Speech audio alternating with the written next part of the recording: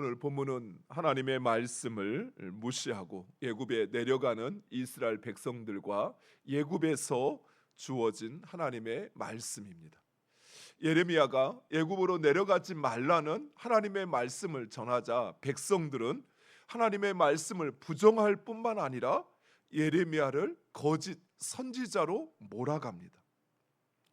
요한안과 지도자들 그리고 백성들은 예레미야에게서 자신들이 원하는 대답을 듣지 못하자 예레미야가 전한 하나님의 말씀은 거짓말이라고 억지를 부리고 예레미야를 하나님이 보내지 않은 거짓 선지자라 이야기하는 것입니다. 이런 백성들의 반응이 황당하다 못해 이상하기까지 합니다. 먼저 예레미야를 찾아와 하나님의 뜻을 물어달라 요청한 것은 이스라엘 백성들이었습니다. 또한 그들은 하나님의 말씀이 좋든지 좋지 않든지, 이 말은 하나님의 말씀이 우리의 마음에 합하든지 그렇지 않든지 무조건 순종하겠다 말한 것도 백성들이었습니다. 그런데 하나님의 응답이 그들의 기대와 다르다고 해서 이런 반응을 한다는 것이 쉽사리 이해가 되지 않습니다.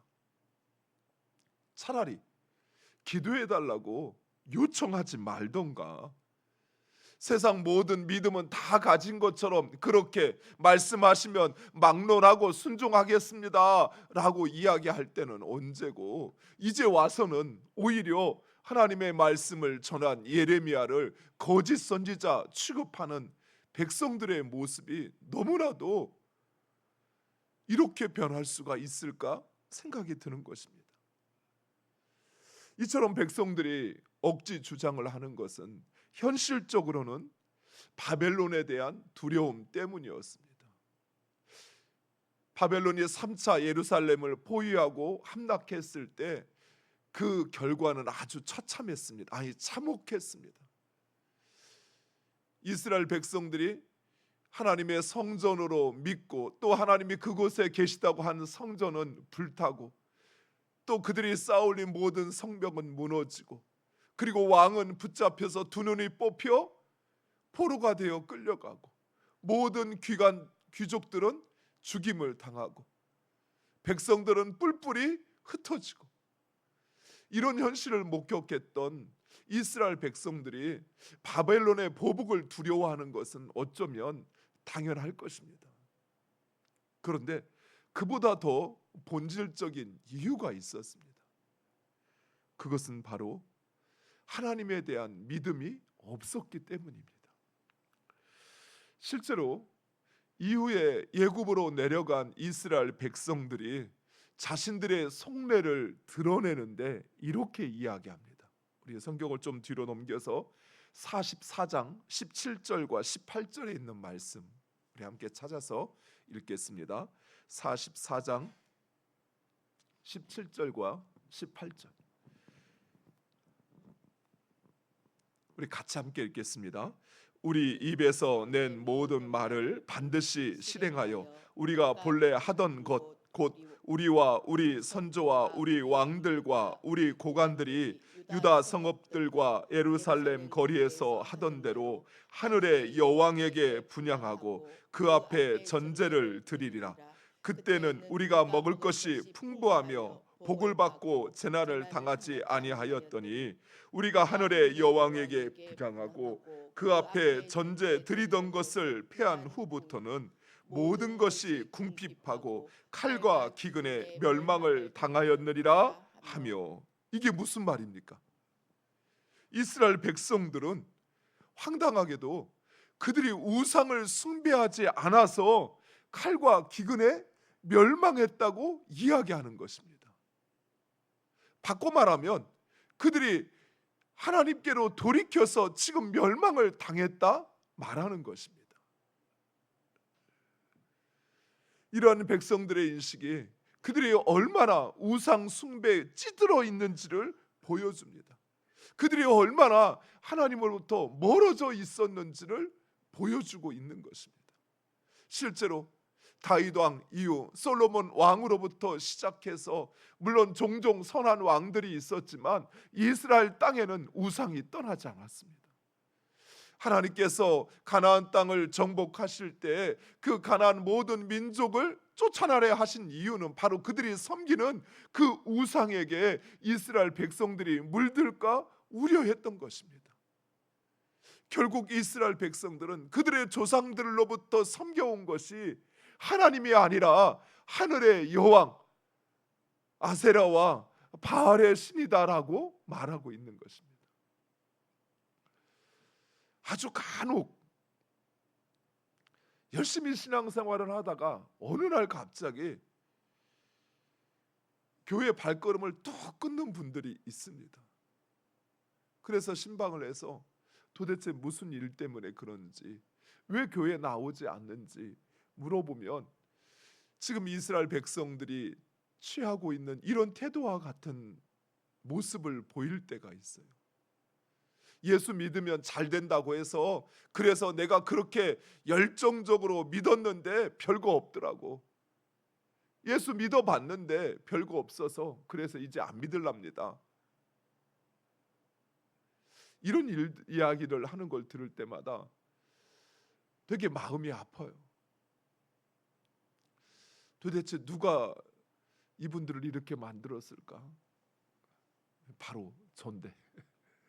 말씀을 가르칠 책임 있는 전데 제가 제대로 가르치지 못해서 예수 믿는 것을 그저 세상에 복 받는 것 정도로 이해하고 있고, 그리고 하나님을 섬기는 그것이 그저 이런 종교 의식을, 또 교회 사는 어떤 행사를 열심히 하는 것, 그래서 잘 될 줄 알았는데 그러지 못한 걸 보니까 더 이상 예수 믿을 필요 없다라고 이야기하는 것을 보면 참 속상해요.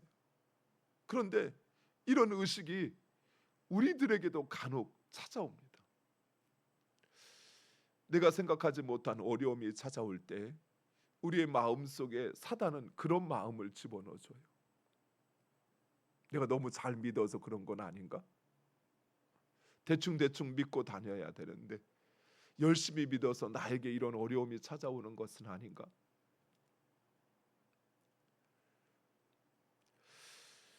이런 사실은 또한 하나님께서 왜 선택하신, 하나님께서 그토록 아브라함으로부터 그 모든 400년의 역사를 주장하시어서 자기 민족 삼으신 이스라엘 백성들을 이처럼 심판하실 수밖에 없었는가라고 하는 것을 반증해 주고 있습니다.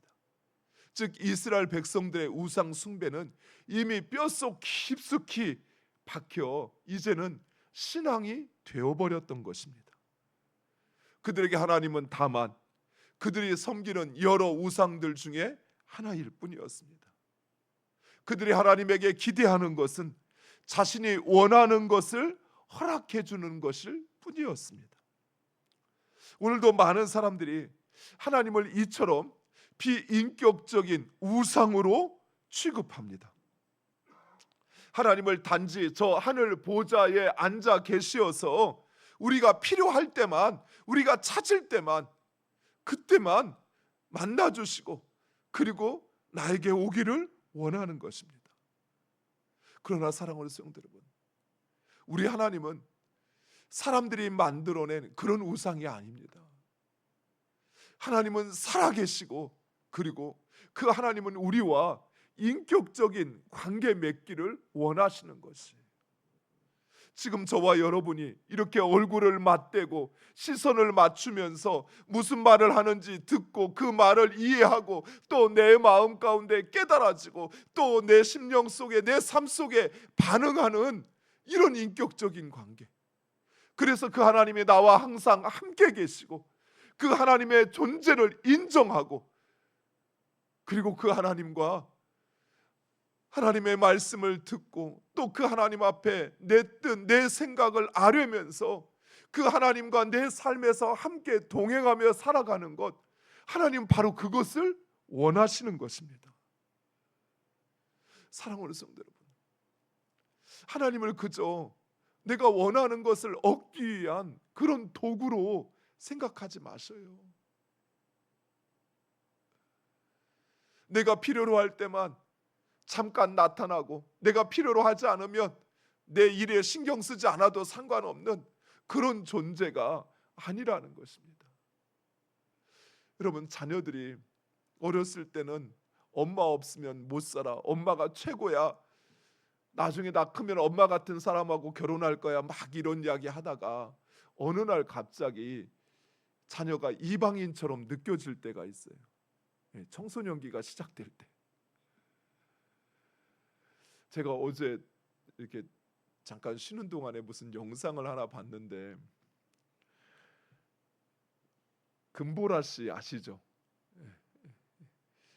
제 나이 이상은 거의 다 아실 거예요.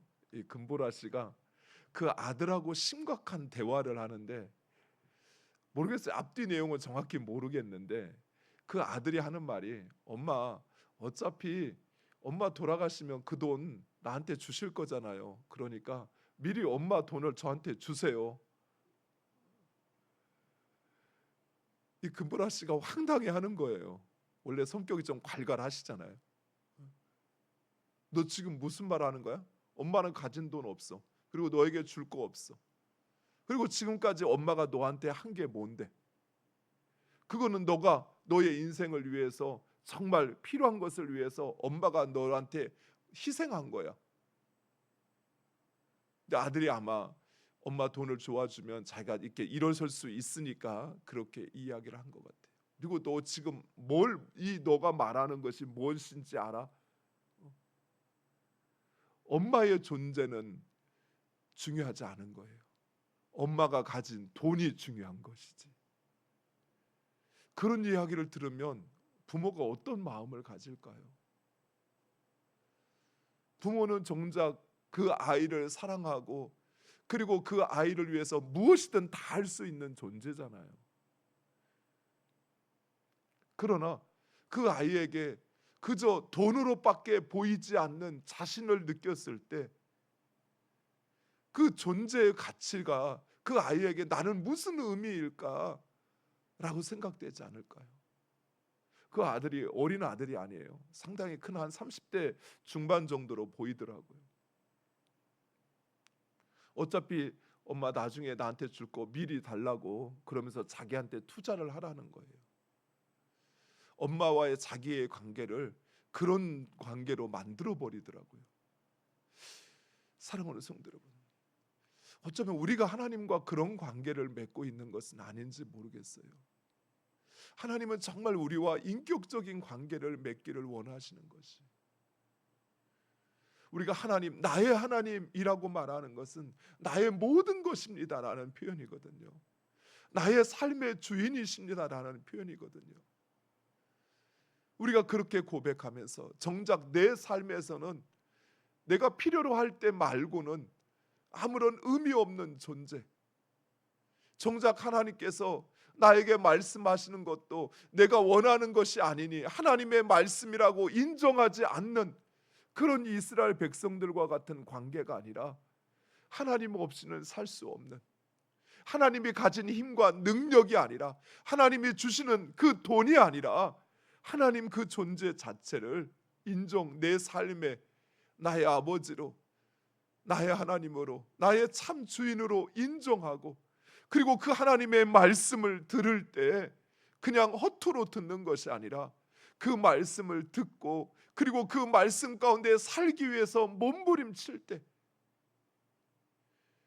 하나님은 그 모습을 보면서 우리를 하나님의 백성 삼으신 것을 기뻐하시고 자랑스러워하시고, 그리고 영광 받지 않으실까요? 하나님이 주신 축복 가지고 마치 그것이 자기 돈인 양 어떤 큰 일을 한다고 해서 하나님께서 그걸 기뻐하실까요? 우리가 아무리 큰 일을 한다고 해도 이 지구보다 더 큰 일을 할 수 있을까요? 하나님은 이 지구를, 우주를 창조하신 분이십니다. 그 하나님에게 도대체 큰 게 무엇일까요? 중요한 게 무엇일까요? 바로 우리 자신이잖아요.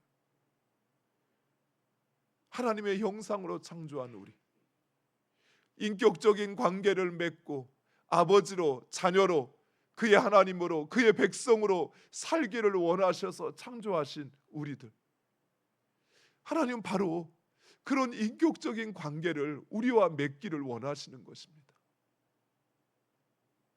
그리고 그렇게 해 오셨어요. 그런데 우리가 마치 사춘기를 맞은 자식처럼, 또는 그저 부모의 돈만을 바라보는 자식처럼 그 하나님이 가진 힘과 능력, 그것만을 원하고 그 하나님의 존재 자체가 어떠한지, 하나님의 마음이 어떠한지, 하나님의 시선이 어디에 있는지 살피지도 않는다면 과연 그것을 온전한 자녀라고 말할 수 있을까요? 이스라엘 백성들은 애굽으로 내려가면 칼과 기근과 전염병이 기다린다는 말씀에도 불구하고 그들의 고집을 꺾지 않았습니다. 오늘 본문에 보면 이스라엘 백성들을 딱 한마디로 요약 정리하는 게 있습니다. 바로 오만하다는 것입니다. 하나님의 말씀보다, 하나님의 뜻과 계획보다 자신의 판단과 계획을 우선할 만큼 그들은 오만했습니다. 그리고 그 오만은 그들을 멸망케 하는 선봉이 되어집니다. 결국 그들은 예굽의 다바네스로 내려갑니다. 하나님께서 그토록 가지 말라고 하신 예굽으로 스스로 내려갑니다.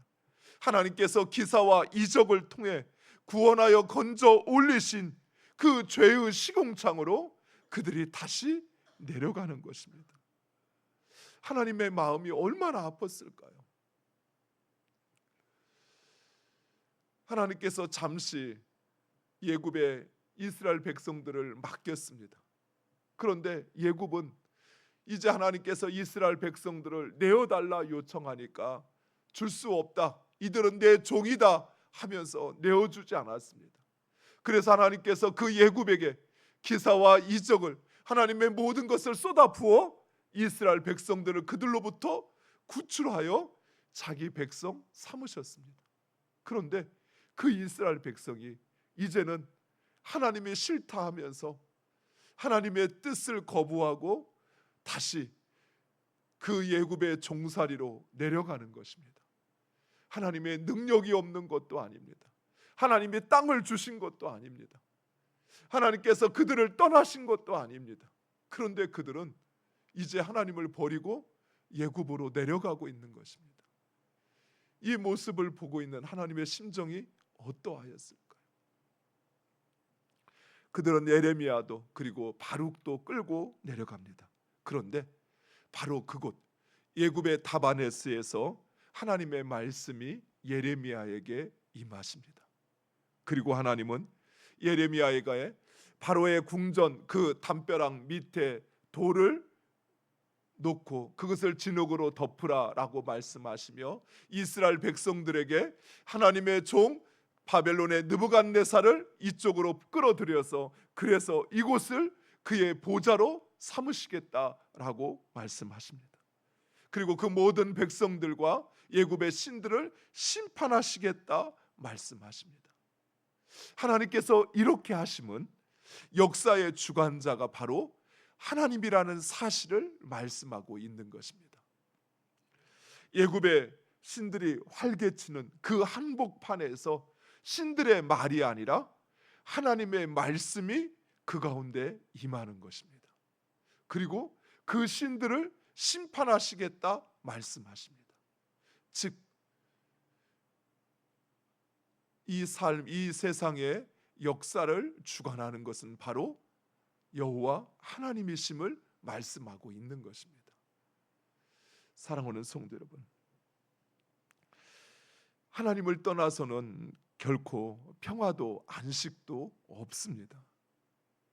우리가 하나님 아닌 세상의 그 어떤 것에서 우리의 삶의 만족을 구하려고 해도, 우리가 그곳에서 참 평화를 얻으려고 해도 그 어느 곳에도 평화는 없습니다. 안식은 없습니다. 오직 평화와 안식은 하나님에게만 있다는 사실입니다. 비록 우리의 현실이 두렵고 또 내 모든 것을 상실할 것처럼 그렇게 보여지고 판단되어지는 현실이라 할지라도 오직 하나님의 말씀, 그 말씀에 순종하고 하나님을 찾고 의지하는 여러분 되시기를 축원드립니다. 그리하면 그곳에 이 세상의 알 수 없는 참 평화를 우리에게 주십니다. 그 어떤 파도와 풍랑에도 흔들리지 않는 주님 우리와 함께 하시기에, 또 우리의 삶을 주장하시는 분은 바로 그 하나님이시기에 흔들리지 않는 참 평화를 얻게 됨을 믿으시기 바랍니다. 그리고 이제 그 하나님을 찾고 하나님과의 인격적인 만남 가운데 나아가시기 바랍니다. 하나님이 눈을 감고 있는 것처럼, 하나님께서 귀를 닫고 있는 것처럼 그렇게 생각하지 마세요. 하나님은 항상 지금도 나와 함께 하시고 나의 모든 것을 알고 계십니다. 그러면 질문하겠죠. 그런데 왜 나에게 이런 슬픔을 주시냐고, 왜 나에게 이런 고난을 주시냐고. 그것은 나의 믿음을, 진정 하나님에 대한 나의 믿음을 온전케 하시기 위함인 것입니다. 비록 내가 죽을 것 같고 내 모든 것이 잃어버릴 것처럼 느껴지더라도 하나님 붙잡으시기 바랍니다. 그러면 하나님께서 지키시고 보호하십니다. 그리고 하나님 우리에게 참 평화를 주시어서 그래서 이 땅을 넉넉히 살아가게 하심을 믿으시기 바랍니다. 기도하겠습니다. 아버지 하나님 감사합니다.